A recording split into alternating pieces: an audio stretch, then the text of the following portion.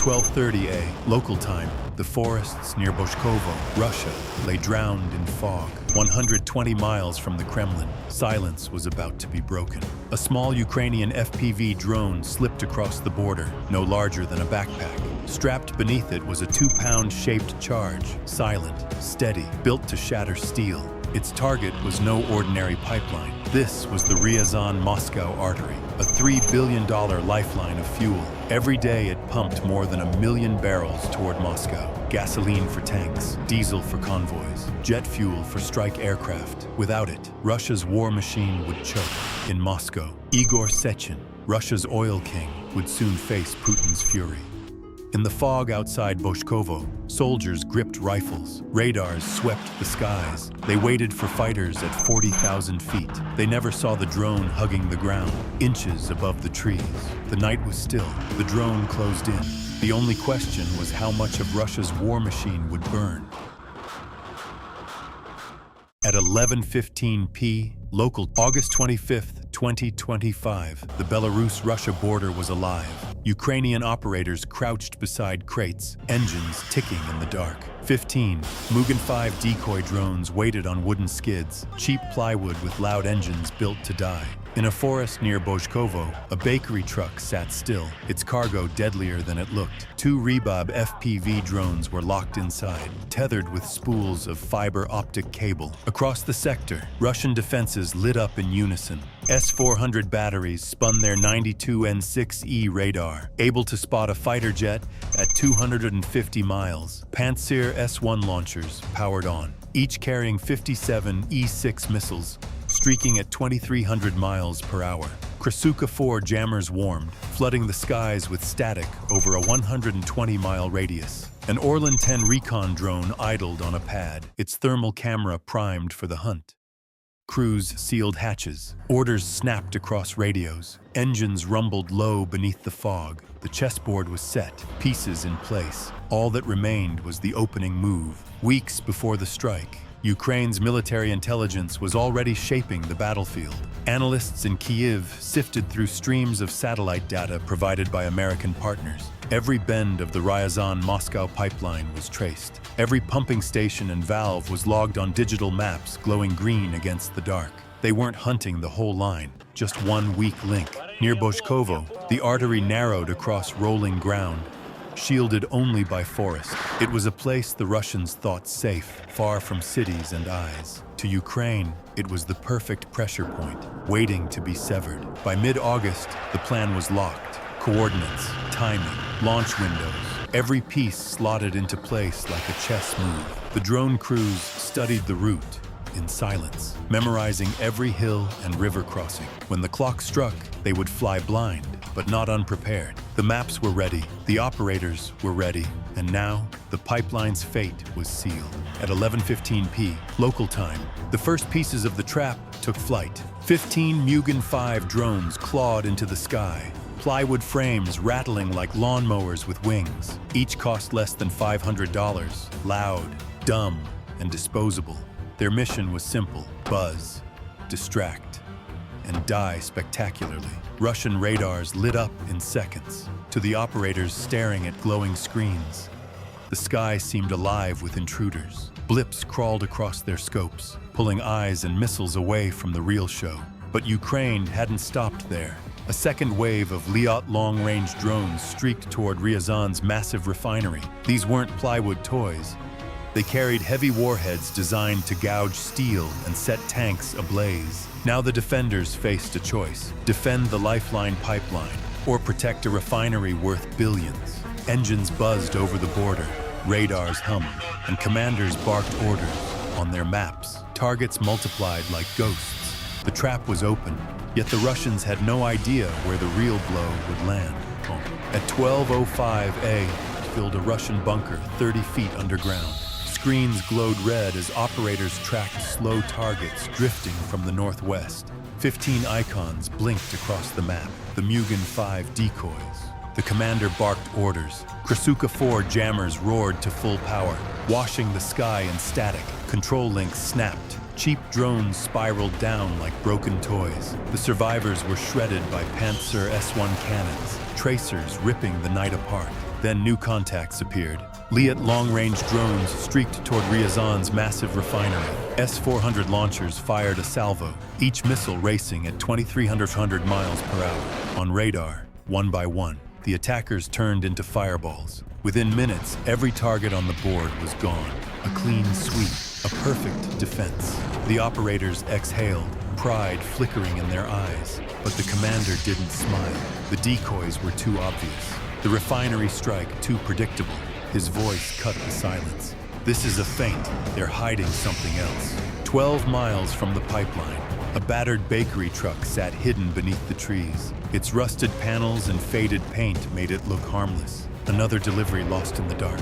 But inside, the cargo was anything but ordinary. 2 Ryazan FPV drones rested on custom racks, each spooled with 12 miles of fiber optic cable. The tether promised a crystal-clear 4K feed, immune to Russian jamming. It also meant the crew had to sit close, too close, to the target they intended to strike. The driver gripped the wheel, knuckles white, listening to every sound in the forest. Every pothole threatened to snap a connection. Every passing pair of headlights could be the last thing they saw. In the back, an operator sat rigid, goggles ready, waiting for the signal. This truck was no bakery run. It was a Trojan horse on wheels, and once the decoys drew fire, the hidden blade inside would cut straight to Russia's heart. The bunker was quiet again. Screens showed empty skies. Every hostile target erased. Operators exchanged cautious smiles, but the commander's eyes never left the map. The refinery strike was too obvious, the decoy wave too loud. Something felt wrong, like a magician's trick hiding in plain sight. His finger traced the thin green line of the Ryazan-Moscow pipeline. It was silent, untouched, yet vital. "Get an Orlan 10 in the air now," he ordered. Engines roared above the bunker as ground crews rolled the recon drone into place. Light and compact, it could stay aloft for 16 hours. Its thermal camera could spot movement under 200 feet, where radars failed. The S-400 could see a fighter jet at 250 miles, but not this. Wings lifted into the night, slicing through fog. The Orlan banked, sensors sweeping low valleys and dark tree lines. The hunter leaned forward in his chair. What he didn't know was that the prey was already hunting him. From the back of the truck, the first Ryazan drone slipped into the fog. Its electric motor hummed faintly as it pushed to 60 miles per hour. The fiber optic tether fed a flawless 4K view into the operator's goggles. Hands tightened on the controls. Every second counted now. Above the trees, the Orlan 10 swept back and forth, its thermal camera glowing. It hunted for a signature under 200 feet, searching for anything alive below. The Ukrainian drone skimmed just feet over the canopy, weaving through dark ridges and valleys. Every open field ahead was a kill zone waiting to swallow it whole. The pilot leaned into terrain masking, hugging rivers, ducking under power lines. One slip and the Orlan's sensors would lock on, passing data to the waiting guns. This was no longer a strike mission. It was a duel in the dark, cat and mouse at 60 miles an hour. The Orlan's thermal feed caught it, a lone heat signature darting across a field. Coordinates flashed across the link to a waiting Pantsir S-1 battery miles away. Its crew locked on instantly. A 57 E-6 missile roared skyward, climbing to 2,300 miles per hour. The Ukrainian pilot saw the warning, yanked the stick hard left, and dove. The drone screamed across the treetops, the missile slashing past by inches. Relief lasted only seconds. The violent maneuver wrenched at the fiber optic tether. Glass strained, then snapped. On the operator's goggles, the crystal-clear 4K image dissolved into static. Control vanished in a blink. The drone slammed into Russian soil, a useless wreck in the dirt. But the real disaster wasn't the loss of a machine. That snapped tether had left a 12-mile breadcrumb trail across the countryside, and every inch of it pointed straight back to the waiting truck. Inside the panel truck, silence shattered with a coded flash on the laptop screen. Position compromised. Evacuate now. The driver slammed the gear stick forward, wheels spinning mud as the vehicle lurched through the trees. Branches scraped metal, headlights flickered. The whole truck rattled like it might split in two. In the back, the second operator felt the blood drain from his face. One drone was gone. The cable was a trail leading Russian eyes straight to them. They had minutes, maybe seconds, before VDV patrols sealed the forest. He made a choice against every line in the manual. Skip pre-flight, skip calibration, launch now or die here. Hands moved fast, unlocking clamps, flipping breakers, arming batteries. The pneumatic catapult fired with a violent hiss. The Rebab drone shot out the back of the moving truck, vanishing into fog. Chaos followed. The drone's inertial navigation spun wild, sensors clawing for a reference point mid-air. For long seconds, it bucked and wobbled, fighting turbulence from the truck's slipstream inside. Telemetry lights flickered red to green, green back to red. The operator clenched his teeth, goggles pressed hard to his face. Every bounce of the truck jolted his hands, throwing the tiny aircraft off balance. The fiber optic cable unspooled wildly from the speeding vehicle, straining against physics. One tangle, one snag on the forest floor, and the mission would end here. But then, the drone steadied, gyros locked, wings leveled. The camera feed snapped clear. The operator exhaled for the first time in a minute. They had done the unthinkable, a hot launch in full flight. Now the entire $3 billion mission rested on this single, fragile craft, and a crew running for their lives through the dark. The truck jolted through the forest as encrypted comms crackled in the operator's ear. VDV units converging, dragnet closing. Every instinct screamed to cut the tether and run. But without the drone, the mission was dead. The pilot pushed forward, forcing the Rebab to drop even lower. Now it skimmed open ground at just 50 feet, skirting tree lines and hedgerows. At that suicidal altitude, the AI flight controller strained at its limits. Branches blurred inches beneath the wings, the fiber optic cable whipping behind like a live wire. Above, the Orlan 10 circled at 500 feet, its thermal camera sweeping wide arcs. From that height, the drone was nearly invisible, just a heat smudge against warm Earth. But the danger never left. One clear pass, one unlucky angle, and the Orlan would see everything. The pilot fought to keep control as the machine screamed across a farmer's field. Every bump of the truck jolted his hands. Every shadow looked like crosshairs. He knew the careful, cautious route was impossible now. Only a straight line remained, pedal to the metal, no turning back. The cable strained, telemetry flickered, and sweat dripped inside the goggles. Then the operator heard the Orlan's engine through the roof, banking hard overhead. The search widened. Its thermal camera swept the landscape and suddenly caught a long, glowing line, running too straight, too bright, through the dark. The pipeline was exposed, and the drag race to the finish line had just begun. The drone skimmed the last treetops, cable whipping behind like a live nerve. Through the operator's goggles, the world narrowed to a single glowing curve of steel. The Ryazan-Moscow pipeline, 40 inches wide, stretched across the fog like a silver artery. There were 3 seconds left. The pilot pushed forward, throttle maxed, altitude steady at 50 feet. The Orlan roared overhead, its camera swinging too late. The Russian commander screamed into his headset, ordering every gun to fire. But there was no time left for missiles, no time for jamming. The Rebab slammed into the pipeline, warhead armed. 2 pounds of shaped explosive punched inward, cutting through steel like butter. The blast didn't just rupture the line, it turned the artery inside out.